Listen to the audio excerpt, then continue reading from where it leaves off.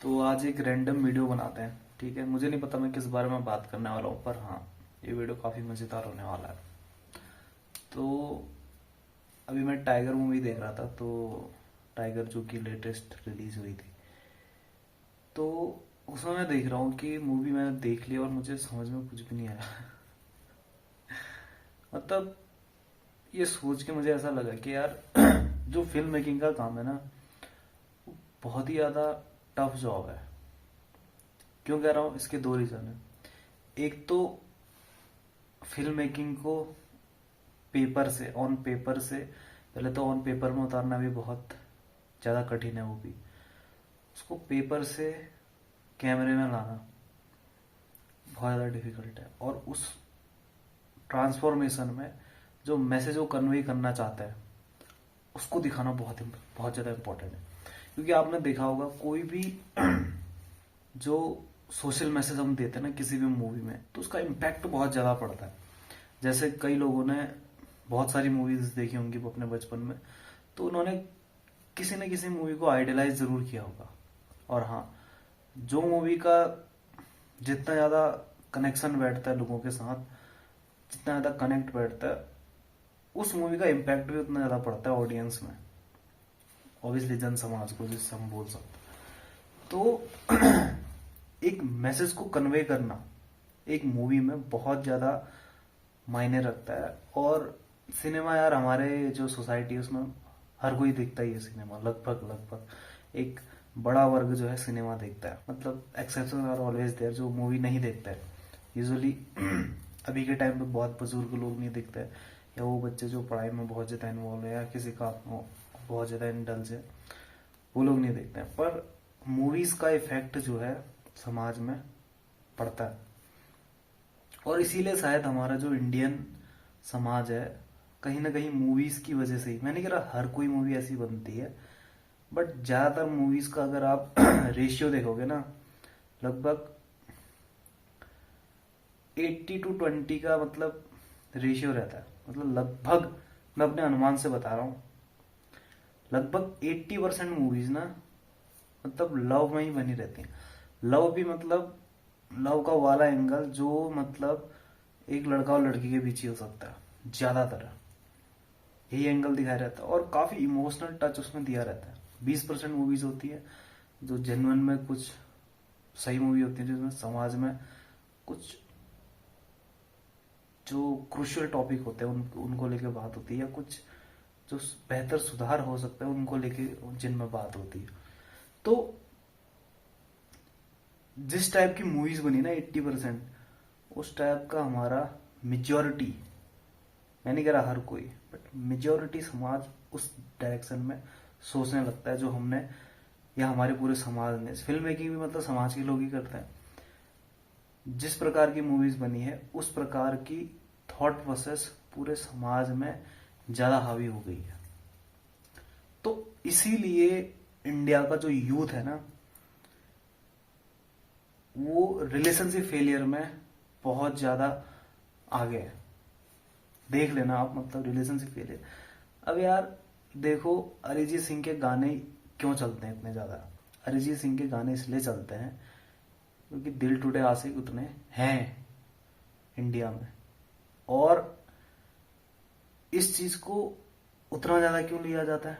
क्योंकि प्यार को हमें उसी एंगल में समझाया जाता है कि भाई प्यार जो है लड़के लड़की का ही हो सकता है। क्योंकि प्यार की जो परिभाषा है एक्चुअल में, जिसकी बात करी थी महात्मा गांधी ने, इसकी बात करी थी बुद्ध भगवान ने, बहुत सारे संतों ने जिनकी बात करी है, प्रेम की बात करी है, संत कबीर ने बात करी है, गुरु नानक जी ने बात करी है। तो प्रेम की परिभाषा ना बहुत ज्यादा ऊपर है। किससे? एक कपल वाले लव से।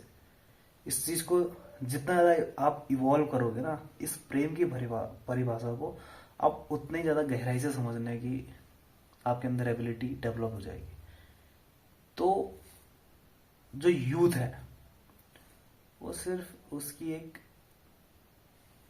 एक साइड को देख के उसको ही जो है, उसको लगता है कि हाँ यही जो है प्यार की जो है सच्ची परिभाषा हो सकती है, ऐसा लगता है उसको।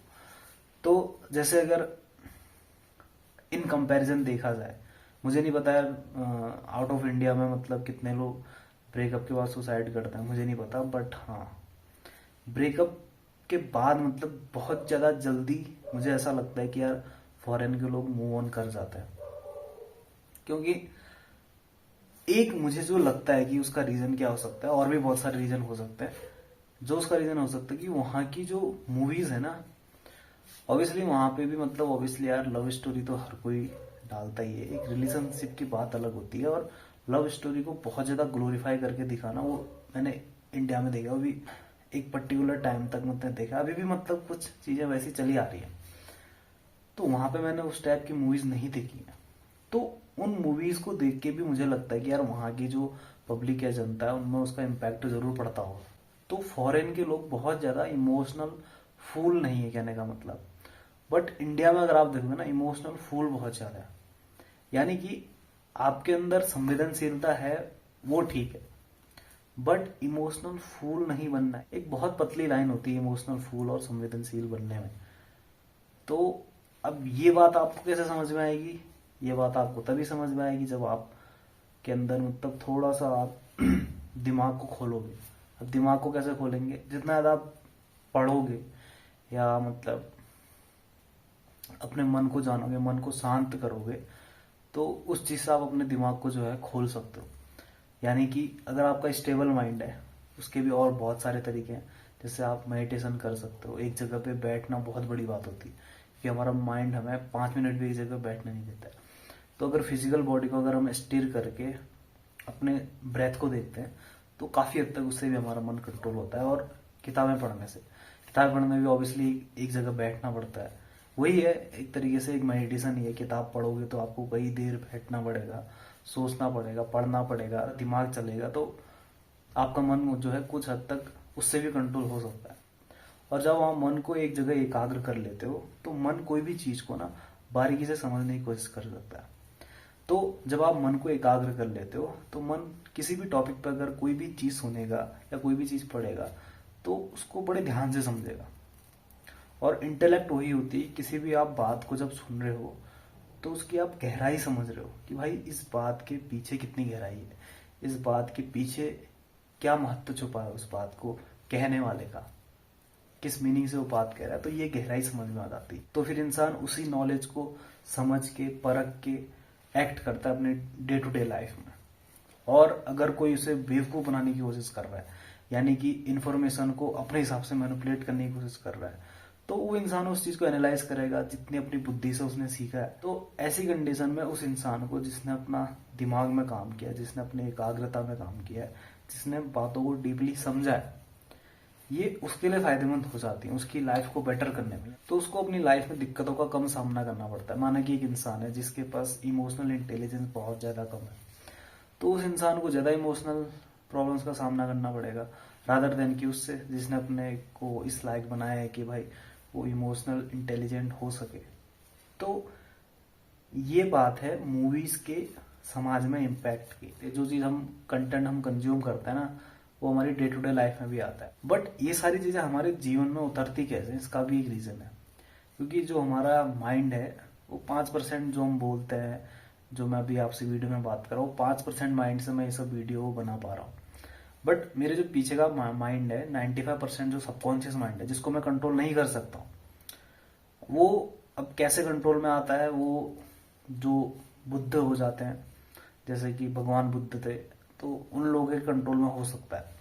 बट जो नॉर्मल इंसान है वो कैसे कंट्रोल करें। अब हम कोशिश ये करते हैं कि हम अपने 5% माइंड से 95% माइंड को कंट्रोल करने की कोशिश करते हैं, जो कि बहुत नेक्स्ट टू इम्पॉसिबल है। ठीक है, हम 5% माइंड से 95% माइंड को कैसे कर सकते हैं कंट्रोल। जैसे मैं अभी बोल रहा हूँ, अभी मेरे अंदर बहुत सारी चीजें चल रही है, बहुत सारी चीजें कहने का मतलब मैं ब्रीथ भी कर रहा हूँ, बट मेरा उस पर ध्यान नहीं, क्योंकि मैं उसको कंट्रोल नहीं कर पा रहा हूँ।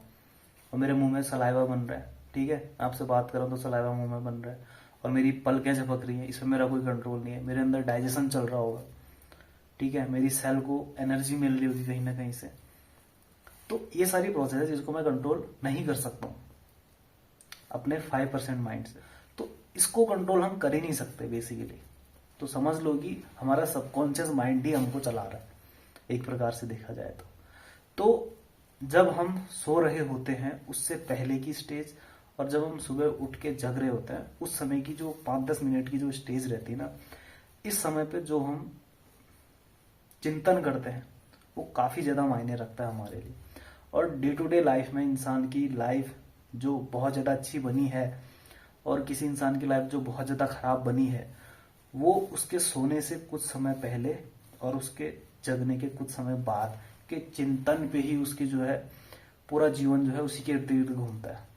आप देखना, जो भी सक्सेसफुल इंसान होंगे वो खुद भी कहते हैं, अगर नहीं भी कहते हैं तो उनकी लाइफ में एक चीज तो कॉमन जरूर मिलेगी कि वो अपने सोने से पहले का समय किस तरीके से बिताते हैं और उस समय वो क्या चिंतन करते हैं, और अपने उठने के बाद वो किस चीज को फॉलो करते हैं, वो क्या चिंतन करते हैं, ये भी मायने रखता है। क्यों? उसका भी रीजन है। जब आप सो रहे होते हो उससे पहले जो आप चिंतन करते हो ना, तो माइंड उस चीज को कॉन्शियसली चिंतन करता है जब हम जगे हुए होते हैं। बट जैसे ही हम सो जाते हैं, सबकॉन्शियस माइंड क्या कर रहा है, जो थॉट हमें मिला हुआ है पूरे दिन भर में, भले हमने मूवी देखी है तो मूवी का थॉट ही आ रहा है, भले हमारा दिन में किसी से झगड़ा हो गया तो हमारे दिमाग में वही चीज चल रही होगी सोने से पहले, या हमें किसी से अटैचमेंट हो गई तो हमारे दिमाग में वही चल रहा होगा, या बहुत सारी चीजें। तो वो 5% माइंड सोचते सोचते वो तो सो गया, बट अब जो सबकॉन्शियस माइंड है ये जो है उसी का चिंतन करता रहेगा जब तक आप सोए हो। और उठने के बाद जो पहला चिंतन आप करोगे, जो पहला थॉट आएगा आपके दिमाग में आएगा, वही जो है माइंड रिपीट करते रहेगा। अब उठने के बाद जो पहला थॉट आप उसको दोगे, जो भी दोगे, उसके दिमाग में आ गया, सोते वक्त तो उसने उस चीज का रिपीटेशन किया। अब जब दूसरे दिन सुबह आप उठोगे तो उसके कुछ समय बाद आप किस चीज के बारे में सोचोगे, वही चीज जो आपने सोची थी कल, वो चीज आपको ज्यादा ट्रिगर कर रही है, या कुछ नई चीज भी आप सोच सकते हो। तो ये जो 2 समय होता है ना, ये काफी ज्यादा क्रूशियल होता है। और जो लोग जिनकी लाइफ बहुत बदतर से बदतर होती है, उनको इस चीज के बारे में पता नहीं रहता है कि वो अपने इस टाइम को कैसे कंट्रोल करें, क्योंकि उन्हें किसी ने बताया ही नहीं कि ऐसा भी होता है करके। तो ये टाइम उनके कंट्रोल में ही नहीं रहता है। कुछ भी सोच लो, कुछ भी कर लो, सोने से पहले कुछ भी सोच लो, उठने के बाद कुछ भी सोच लो, कुछ भी कर लो, उन्हें लगता है इससे क्या ही फर्क पड़ेगा। बट फर्क पड़ता है हमारी थॉट प्रोसेस में, बहुत ज्यादा थॉट प्रोसेस में फर्क पड़ता है। इसीलिए अगर आपको अपनी लाइफ चेंज करनी है तो एक चीज आप ये कर सकते हो कि जिस तरीके का चिंतन आप सोने से पहले करते हो, यानी कि अगर आपका चिंतन सोने से 10 मिनट पहले एटलीस्ट पॉजिटिव चीजें बोलनी शुरू कर दो अपने आप, और फिर उसका इम्पैक्ट देखो आप अपनी डे टू डे लाइफ में। और जब भी सुबह उठते हो तो अपने आप को कुछ अच्छा बोलो, नेगेटिव चीजों से दूर हो। तभी तो कहते हैं ना कि सुबह सुबह कई बार एक कहावत बनती है कि सुबह सुबह किसका मुंह देख लिया। तो सुबह सुबह देखने का मतलब क्या होता है, तो खाली कहावत बना दी किसी ने। तो इसका पीछे एक मैसेज है, इसका पीछे मैसेज है कि सुबह उठने के बाद आप अच्छी चीजें करो, अच्छी चीजों को ट्राई करो, ये मैसेज रहता है। बट कहीं ना कहीं समय जैसे आगे आगे बीतता है ना, हम उस चीज को गलत वे में ले लेते हैं, यार सुबह सुबह किसका मुंह देख लिया। यानी कि जैसे अगर आप सुबह उठ के किसी अच्छे इंसान से मिलते हो, अच्छे इंसान का मतलब क्या है, जो इंसान अच्छी बातें करेगा, पॉजिटिव बातें करेगा, तो आपको पूरा दिन भी वैसे ही जाएगा। तो इसके पीछे ये मैसेज है। अगर यही बात अगर हम सुबह उठने के बाद खुद अपने आप से करें, अपने आप से अच्छे से बात करें, अपने आप को अच्छा ट्रीट करें, तो हमारा दिन फिर भी अच्छा जाएगा। कोई भी चीज जो मुहावरे होते हैं ना, उनके पीछे का कोई ना कोई रीजन रहता है, उसका क्रक्स हमें समझना पड़ेगा। तो ये सारी चीजें हैं, आप ट्राई करके देखना, आपकी लाइफ जो है एक मिनिमम चेंज आएगा आपकी लाइफ में, और यही मिनिमम चेंज एक दिन मैक्सिमम चेंज बन जाएगा जो आपका पूरा जीवन परिवर्तित कर सकता है। तो बेसिकली आज के वीडियो में इतना ही। मैंने वैसे सोचा नहीं था इसके बारे में इतना लंबा बात करूंगा, बट हाँ, बात कर सकता हूं तो करनी जरूरी है, क्योंकि मुझे नहीं लगता है कि मेरी बात से कुछ इम्पैक्ट पड़ेगा। क्यों? क्योंकि अगर ये बात मैं खुद ही सोच के रह जाता तो उससे सिर्फ मेरी लाइफ में ही इम्पैक्ट पड़ता या नहीं पड़ता, जो भी होता। बट अगर मैं किसी को बता रहा हूं या मेरे द्वारा किसी को बातें पता लग रही है, तो हो सकता है कुछ पॉजिटिव इम्पैक्ट आ जाए, एटलीस्ट नेगेटिव तो नहीं आएगा। तो ये मेरा पर्पज रहता है, इसलिए मैं वीडियो अपलोड भी कर रहा हूँ। और अगर वैल्यूबल लगी हो वीडियो तो औरों के साथ शेयर कर देना। और एक सबसे बड़ा रूल है, अगर आप किसी भी पॉजिटिव इंटेंशन के साथ किसी दूसरे इंसान के प्रति ऐसा भाव लाते हैं कि मेरे जीवन में तो इस चीज से बदलाव हुआ, इस इंसान के अंदर भी ये बदलाव हो जाए, तो उस इंसान को जितना फायदा होगा ना, तो ये कर्म के सिद्धांत की बात है। मैं कोई प्रैक्टिकल बात नहीं कर रहा हूँ, बहुत ज्यादा साइंटिफिक नहीं है, ये मेरा मानना है ऐसा। तो मुझे ऐसा लगता है कि उसका भी फल कुछ ना कुछ आपको जो है मिलता है।